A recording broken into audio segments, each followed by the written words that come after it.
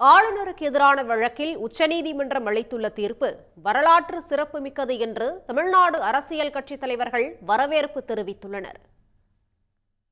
தமிழ்நாட்டின் சட்ட போராட்டம் மீண்டும் ஒருமுறை ஒட்டுமொத்த நாட்டுக்கே ஒளியை கொடுத்துள்ளது என துணை முதலமைச்சர் உதயநிதி ஸ்டாலின் தெரிவித்துள்ளார்.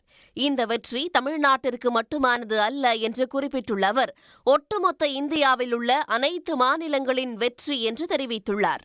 தமிழ்நாடு ஆளுநரின் மக்கள் விரோத செயல்பாடுகளை கண்டித்து உச்சநீதிமன்றத்தின் தெளிவான தீர்ப்பு வந்துள்ளதாக தமிழ்நாடு காங்கிரஸ் தலைவர் செல்வ பெருந்தகை வரவேற்பு தெரிவித்துள்ளார். அரசமைப்பை நீர்த்துப்போகச் செய்யும் பாஜகவின் செயல்பாடுகளுக்கு சவுக்கடி கொடுத்து அரசமைப்பை உச்சநீதிமன்றம் பாதுகாத்துள்ளது என்றும் அவர் குறிப்பிட்டுள்ளார்.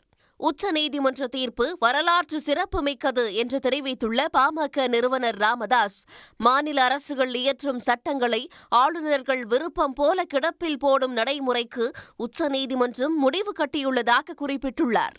மேலும் ஆட்டுக்கு தாடியும் நாட்டுக்கு ஆளுநர் பதவியும் தேவையில்லை என்று அன்றே அண்ணா சொன்னார் என்றும் எக்ஸ் பக்கத்தில் பதிவிட்டுள்ளார்.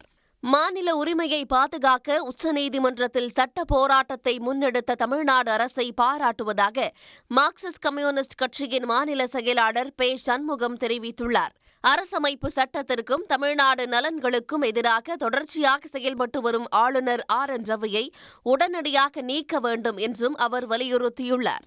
உடனுக்குடன் செய்திகளை தெரிந்து கொள்ள சன் நியூஸ் பெல் ஐகானை கிளிக் பண்ணுங்க.